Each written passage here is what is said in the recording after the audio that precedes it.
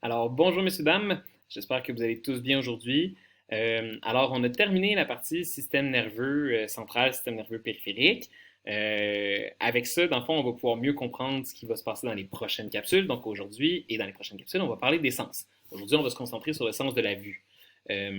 Voilà, donc c'est tout ce que j'ai à dire comme introduction.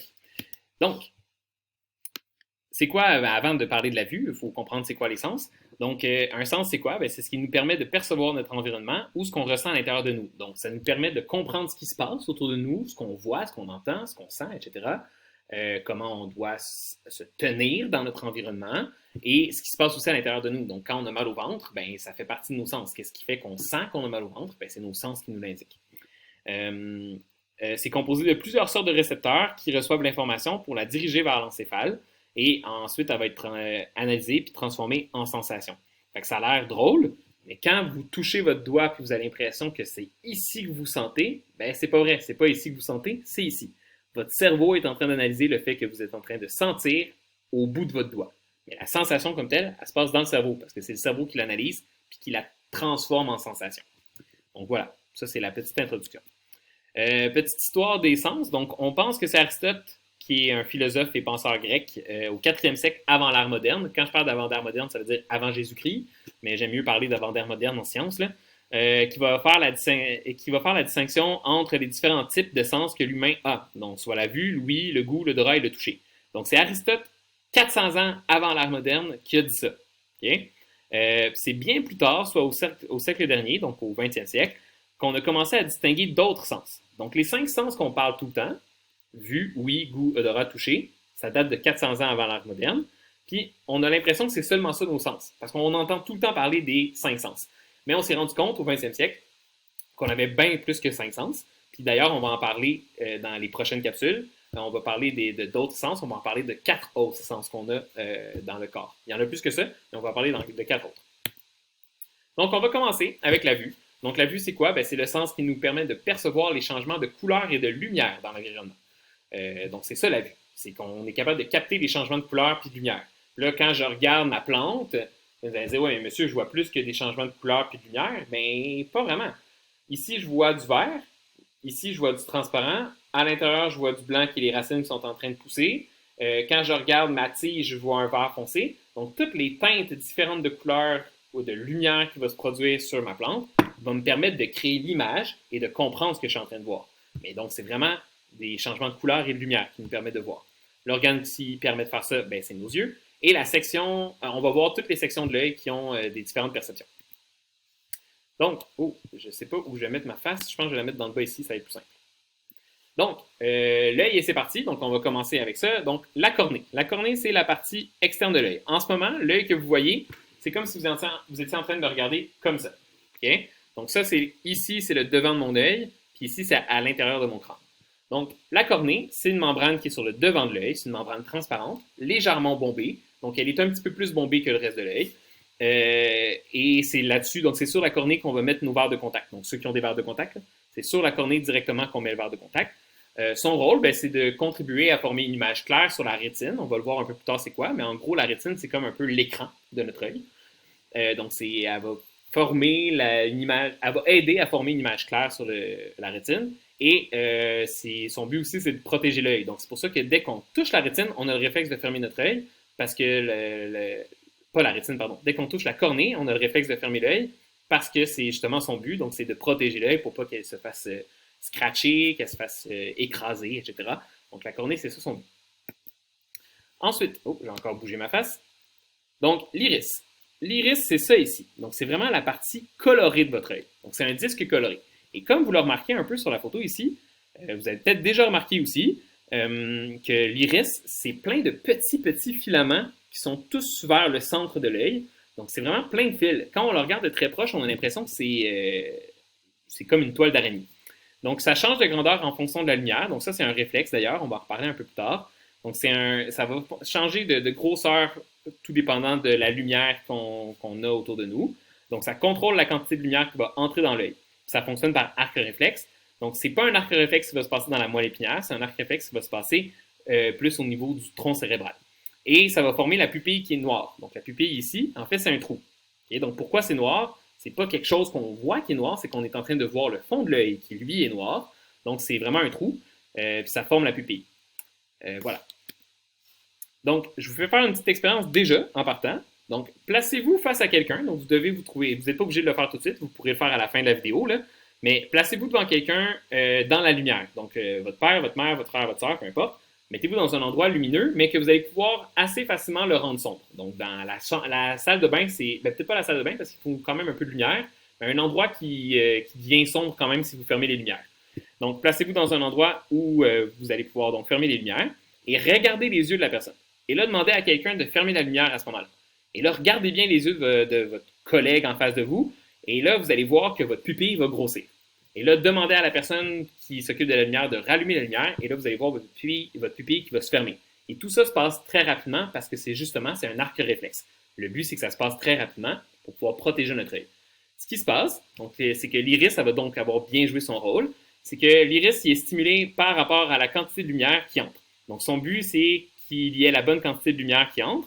Si on ferme la lumière, bien, on doit aller chercher plus de lumière autour de nous pour voir. Donc, c'est pour ça que la pupille va grossir, pour qu'on puisse aller chercher le plus de lumière possible.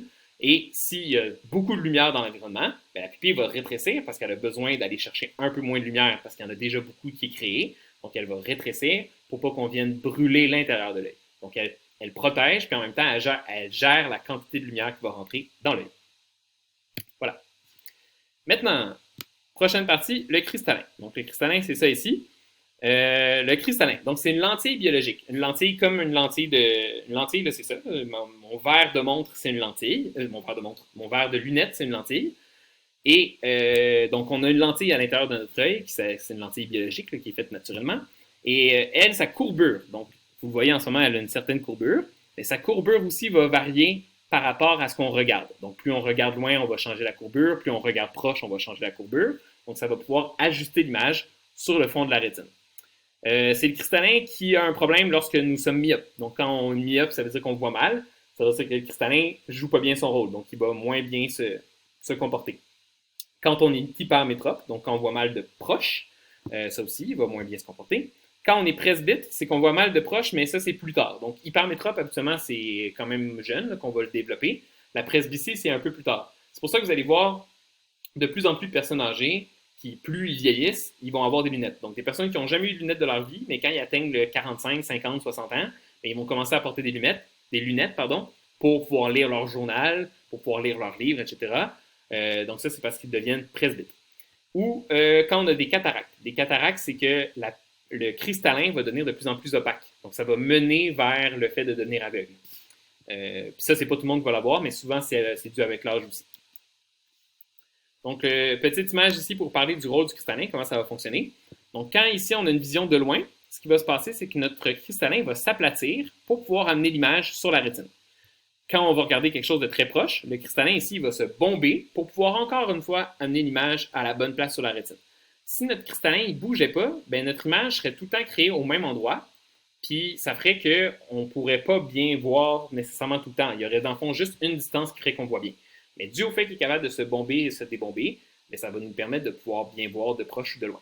Si vous avez déjà utilisé une loupe, bien, c'est un peu le même principe. Votre loupe, elle ne peut pas se modifier. C'est ce qui fait que vous devez tout le temps la mettre à une même distance. Si vous la mettez trop haut, vous n'allez rien voir. Si vous la mettez trop proche, vous n'allez rien voir. Donc, vous devez la mettre à une très bonne distance, pour la distance idéale pour cette loupe-là, pour pouvoir bien voir. Mais le cristallin, lui, c'est la même chose, sauf que le cristallin, on ne peut pas l'avancer ou le reculer. Donc, à la place, lui, il change sa forme pour pouvoir envoyer l'image à la bonne place.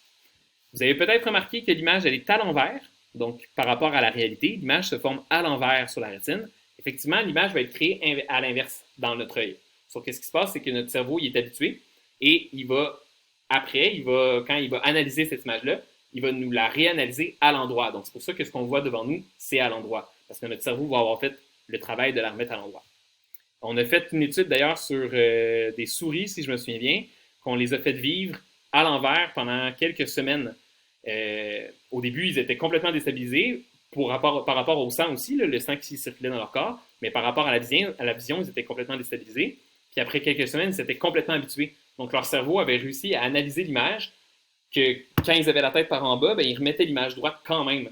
Puis après ça, quand on a vu que les souris s'étaient habituées, on les a repris puis on les a remis dans un environnement à l'endroit. Puis là, encore une fois, ils ont été complètement déstabilisés pendant quelques semaines avant que leur image revienne normale. Mais le cerveau, il est quand même bon parce qu'il est capable de s'adapter.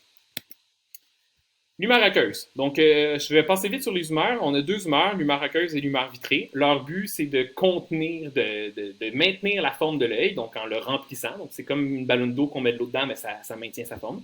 Puis, ça va venir nourrir les structures de l'œil. Donc, à l'intérieur des humeurs, il va y avoir des nutriments pour venir nourrir les structures. L'humeur vitrée, donc c'est la même chose. Maintenant, la sclérotique ou la sclère. Donc, la sclère, c'est notre blanc d'œil. Donc, c'est la membrane complètement externe de notre œil. C'est le blanc de l'œil, c'est la partie très rigide de notre œil. Donc, c'est ça qui va protéger les chocs, puis qui va donner la forme à l'œil. Donc, ça, c'est notre blanc d'œil. Ensuite, on a la choroïde. La choroïde, c'est la partie ici sur le dessin qui est en bleu, mais dans la vraie vie, elle est noire. Et c'est pour ça, comme je disais tantôt, que la pupille, elle est noire. Parce que la pupille, c'est un trou. Puis au fond, dans le fond, ce qu'on voit, c'est la choroïde. Donc, la choroïde, elle est de couleur noire. Et le but, c'est de faire comme une chambre noire en photographie. Donc, si vous avez déjà entendu parler de ça, quand on développe des photos, il faut faire ça dans le noir pour être sûr que l'image ne soit pas modifiée. C'est le même principe. En ayant un œil qui, à l'intérieur, est très noir, on peut se concentrer vraiment sur la lumière qui nous provient de l'extérieur.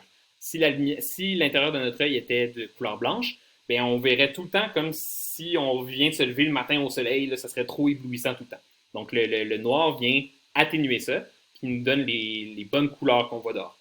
La choroïde est aussi très riche en vaisseaux sanguins, donc elle va amener beaucoup de nutriments dans l'œil.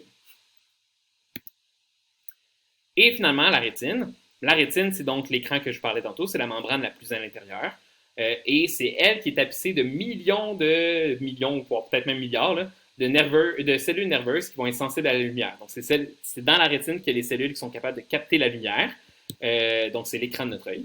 C'est cette partie-là qui va capter les signaux lumineux et les transformer en influx nerveux pour pouvoir les envoyer au cerveau pour se faire analyser. Puis, on a deux types de cellules. On a les cônes et les bâtonnets. Les cônes, et c'est mon truc pour s'en souvenir, cône orange. Les cônes, c'est ces cellules-là qui vont s'occuper de capter les différentes couleurs. Donc, c'est elles qui analysent les couleurs, puis pas qui analysent, mais qui captent les couleurs et qui les envoient au cerveau. Les bâtonnets, eux, ils vont s'occuper de la quantité de lumière. Donc, c'est eux qui vont savoir s'il y a plus ou moins de lumière. Donc, les cônes, très utiles durant la journée. Donc, quand il fait clair, quand il y a beaucoup de lumière, nos cônes sont très, très, très actifs pour pouvoir donc déterminer toutes les couleurs qu'on a autour de nous. Les bâtonnets aussi vont travailler durant la journée, mais les bâtonnets vont surtout travailler durant la nuit, quand il y a moins de lumière, et pour pouvoir qu'on puisse quand même voir durant la nuit. Mais c'est pour ça que la nuit, on distingue vraiment moins bien les couleurs. Parce que pour pouvoir voir les couleurs, il faut de la lumière, puis nos cônes sont moins actifs durant la nuit parce qu'il n'y a pas de lumière. Donc, c'est pour ça qu'on voit très mal les couleurs durant la nuit, mais que nos bâtonnets nous permettent quand même de pouvoir bien voir durant la nuit. Donc, mon truc pour s'en souvenir, les cônes oranges, donc les cônes oranges, les cônes s'occupent de la couleur, puis les bâtonnets, donc eux, ils s'occupent de la lumière. Macula ou tache jaune, ou la fovea. Oui, c'est ça. Donc, il y a trois noms pour ça. La fovea, la macula ou la tache jaune, c'est l'endroit où il y a le plus de bâtonnets et de cônes. Donc, c'est l'endroit où vous voyez très bien. Quand je regarde présentement, je suis en train de regarder ma caméra. Donc, je vois très bien ma caméra. Autour de moi, je vois des images, mais elles sont un peu floues. Pourquoi? Parce que quand je regarde ma caméra, je suis en train de viser ma fovea directement sur la caméra. Donc, c'est pour ça que je vois très bien, parce que c'est à cet endroit-là qu'il y a beaucoup, beaucoup de cellules nerveuses. Et le nerf optique avec la tache aveugle. Le nerf optique, donc, c'est l'endroit où se fait envoyer les informations. Et pourquoi le devant, on va l'appeler la tache aveugle? C'est parce que à cet endroit-là, il n'y a pas de cellules nerveuses. Donc, comme il n'y a pas de cellules nerveuses, on ne voit rien.